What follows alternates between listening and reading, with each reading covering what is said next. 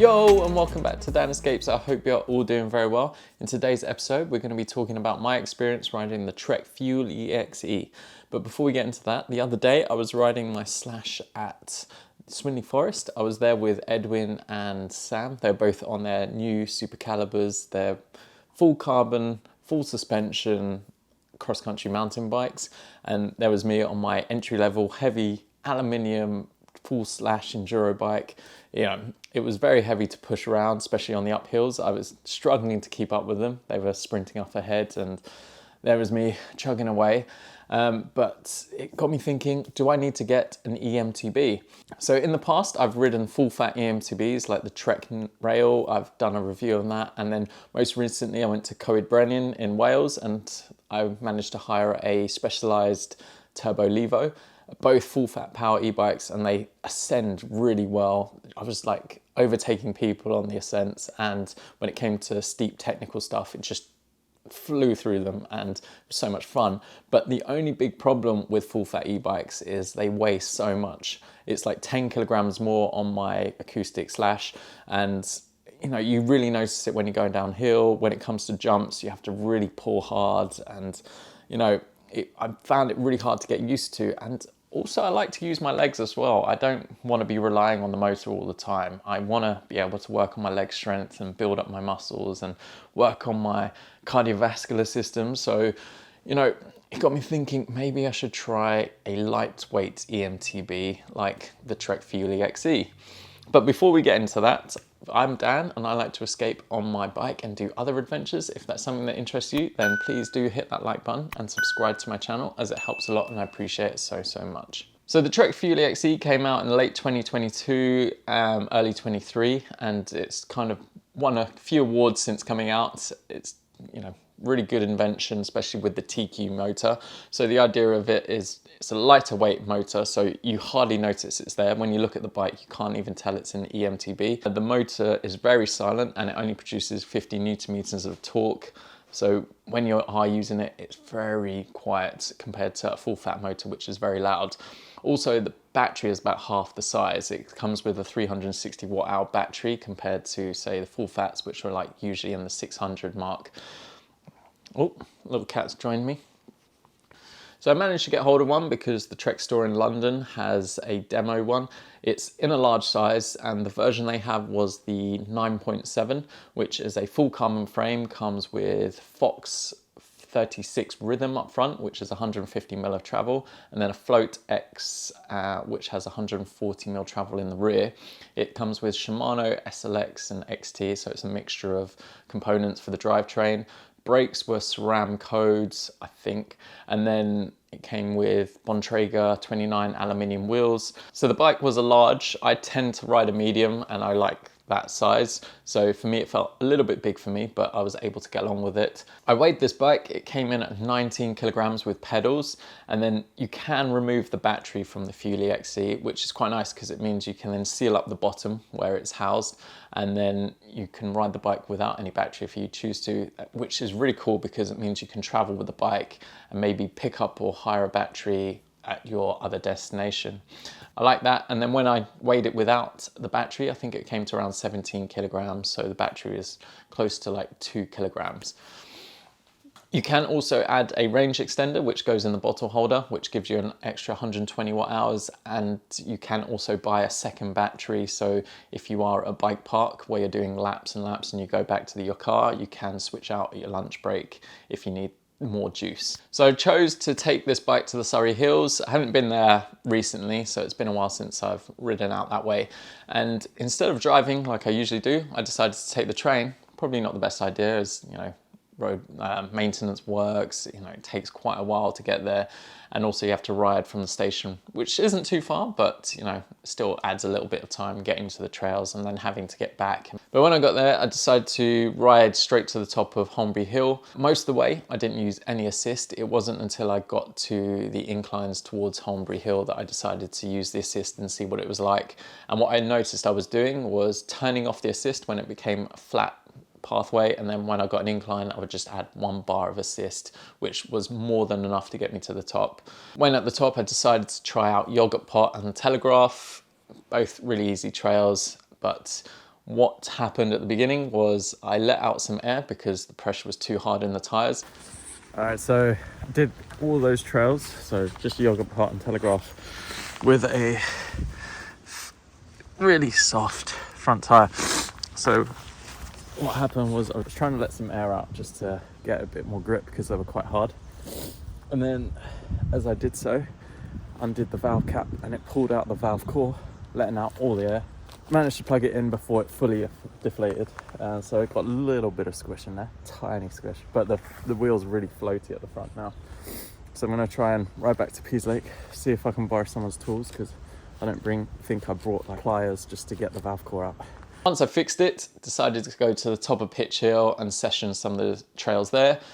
On the way to Supernova, there's a nice big steep incline. All right, so I'm going to climb up this hill. It's very like muddy, some rocks, and see how it goes. I won't be able to film. My GoPro's dying. Well, my DJI Osmo Action, because it's quite old. I put the batteries on, and it's really cold out here at the moment. But the battery dies really quickly, so see what happens there. But I'll let you know if I make it without stopping when I get to the top. I know when I've come here on my slash, I've had to push up here just to get to the top of Supernova. All right, so I got to here, probably about halfway, because the road's just up there. So this is the steepest section. From down there, which is pretty good going. And I did that on level 1 assist. What I might try and do is go to the bottom and put it on 3 and see what happens then.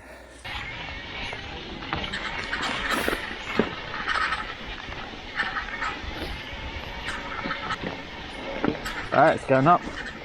I can barely hear the motor. You can hear it whirring slightly. I think this is where I got to last time.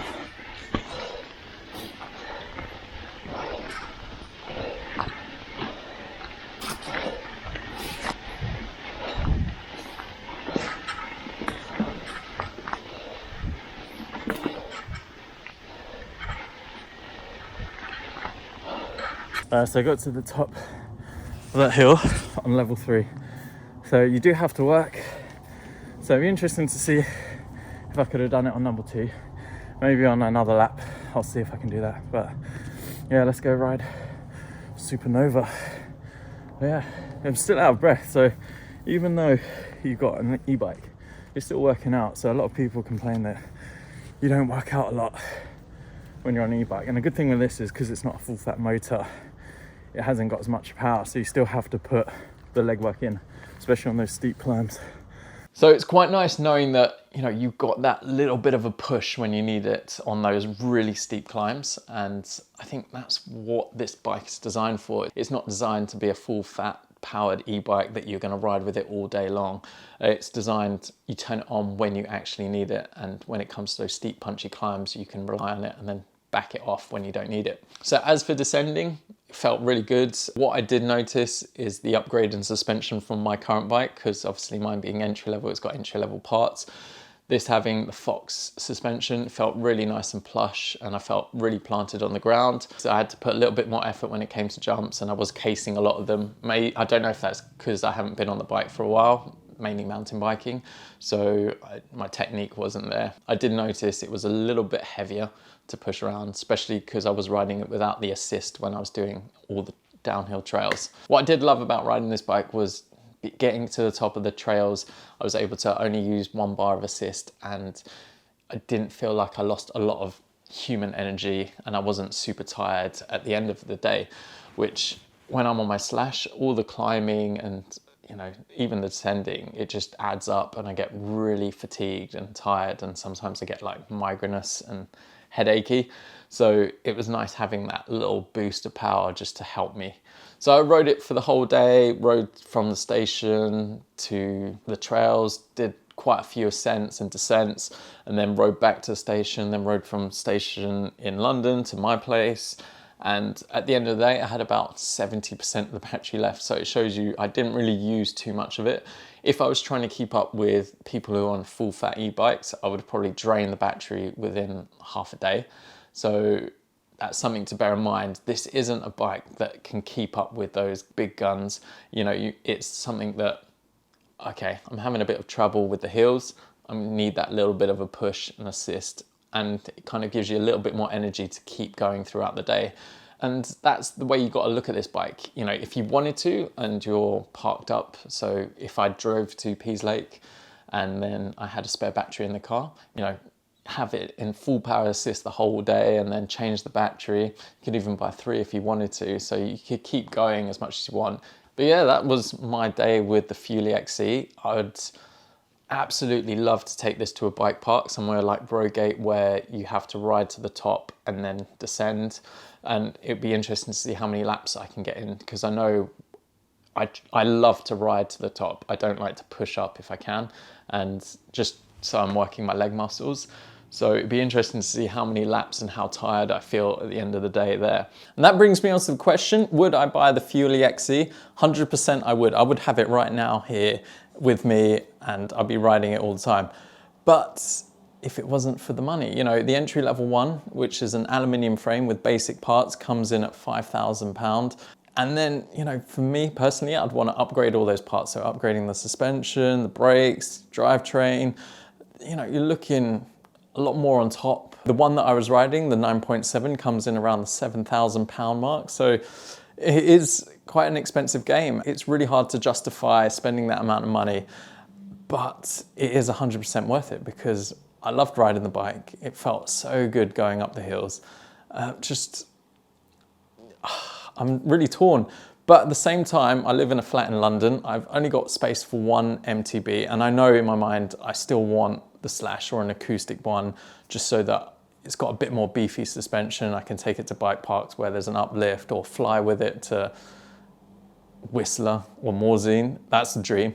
It's never going to happen, but you know, that was what I really want to happen. For the same amount of price as the entry level one, I could get a decent spec Slash, you know, one with good suspension, electronic shifting. So there's just, you know, so many different options, and that's another bike I want to try out. Let me know in the comments below, what do you think of it? The new Trek Slash with the high pivot suspension, drivetrain. So, you know, I really want to try one out. Slash, if you get it, want to get the new one. So maybe sell this one on and upgrade to that, because if I was to upgrade this and then all the parts, and then, you know, I might as well just get a new bike. Let me know what you would do in the comments below. Would you have an EMTB as your only source of bike?